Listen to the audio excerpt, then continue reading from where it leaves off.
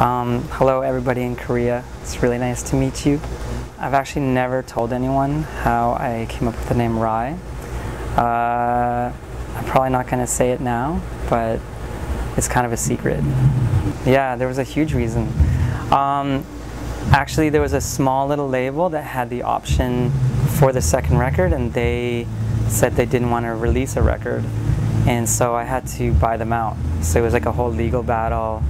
I had to play a whole bunch of shows to kind of generate the money to buy them out of the contract, and now that I've done that, I can release another record. Yeah, there's definitely a story behind the song. I was flying to New York, and I was going to do this ambient night with my girlfriend Genevieve, and we got in a tiff, like a little fight, a little argument, and I was just kind of like being a little bit mean. I wasn't being that nice, but I'm a typical guy, so I'm not very good at apologizing. And we go to New York, and I had a session booked with a friend named Thomas Bartlett, who I wrote the song with, and I don't know, I just couldn't get it out of my head that I felt really bad, that I was kind of harsh.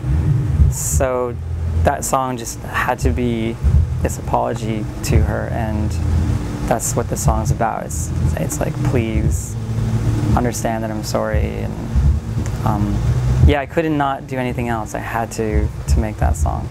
Yeah, like Please, I directed myself, and I like wrote the whole thing out. So my whole thing with art is I put a lot of secrets in music, and I also put a lot of secrets in music videos. And there's a lot of things that seem innocuous at first, or you don't realize why they're there, and then you start to realize later that there's these kind of hidden meanings. I actually call them ghosts. I think I do it in music a lot too, where I record vocals and then I specifically erase them, write music around it, and then I re-record vocals, because I feel the secrets kind of stay in all the songs. So there's a lot of intentional things in all the videos, and I've written all the videos so far, so they're very kind of meticulous, and there's a lot of deeper meanings within them. It's actually really interesting to watch people write comments on the videos and try to dissect the meanings of the video, because sometimes people get pretty close actually, and it's really interesting to see people's analysis of like the actual videos. It's pretty cool. Like when recording in the studio and working, I think I'm hardwired in a way where I'm compelled to make music in order to feel like whole as a person. Like if I'm not being creative for a long period of time, I get very frustrated and I get kind of unsettled. So for me, I have to make music, or photography or film.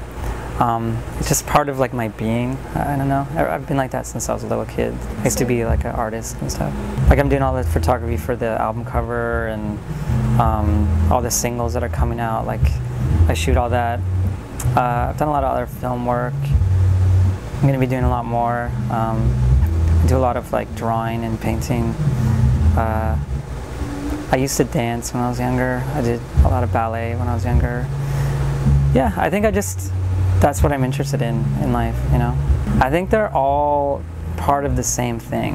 I think that a song has its own like life form, that you know subconsciously what it's going to take. When I start making a song, I can tell if it's not supposed to have a drum beat or if it's going to have a drum beat.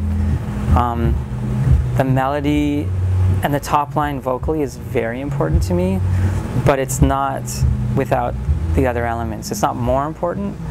They're almost all equal contributors in the song, and they're almost like little personalities within the song.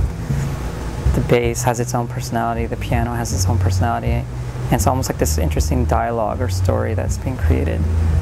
So I think they're all equally important. It just depends on the song and what the song needs musically. The most time is in the lyrics, for sure. Like I can sit down, try to write a song, and then 6 hours later I've got all the parts recorded and everything's ready. But then it might take me 3 weeks to properly just settle with the lyrics and make sure that the lyrics I feel really good about. Also, because the lyrics are really tied to very specific things that happened to me, I want to make sure that I expressed whatever that is like coherently and succinctly and accurately. So I think about it. I hope that it's honest. I hope that it's beautiful, and then I hope that it's moving. Proudest moments is if I ever look out into the crowd and I just see someone like just having their own moment and they're like crying or hugging their partner, or those are very proud moments because I feel like, oh my God, we achieved like the goal. We got someone to feel something that's really special. And it's a very proud feeling to think that you got to move somebody to the point where they're kind of crying or they feel compelled to like just hug and hold their significant other. In the studio I have really geeky proud moments where I'm like, oh yeah, that drum fill was really cool, or that lick was amazing, or I really like the way I sang that one little part. Those are more geeky. They're not, it's kind of like music geeky, you know. So we did Pleasing Summer Days like 2 weeks ago or whatever. We're gonna do 2 more songs in September, and then I'm gonna do 2 more songs before Christmas, and then release the final record in January. But it's all done already. Like I finished it all. We're just now planning the videos and how we're gonna release it. Probably outside of Rhye, because I have Milos, I have Rhye, and then I've actually got like a classical project that I haven't released. We're just trying to figure out how we want to release it. With Rhye, the sounds that I'm really interested in are very earthy and organic and woody in nature, like piano, drums that are wood, instruments that are wood, and like violin and cello. You know, there's brass on it and clarinet, and I don't know, I think this record is very soulful, like emotional and earthy and warm. I booked 3 extra days just to wander the city after. So after the show, I'm gonna hang out and just check out Seoul and try to understand. But it's weird, it kind of feels like Toronto in a weird kind of way. I can't really describe it why, but it's just, I don't know. It's actually really clean for a big city. There's a lot of trees, it's kind of green, and I don't know, it has like a similarity with Toronto. I don't know, it's hard to place, but there's this cafe that has like meerkats and like a raccoon that you can like play with. I think I'm gonna do that first on my list tomorrow. Is like I want to go play with a raccoon. I don't know, I'm really curious because they're all over Toronto and Canada, and they're really kind of, they're not aggressive, they're just kind of feisty. So I'm very curious what it'd be like to like actually interact with a raccoon.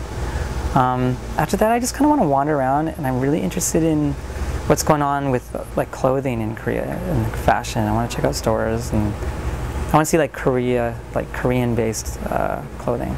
Yeah, I mean, I guess just that I hope you like what we do. You know, I hope you enjoy the performance, and I think I really hope that we get to come back before like a year. You know, I'd love to come back after Christmas and do more shows and just kind of let people hear all the new music, because I'm only going to do like 3 new songs today.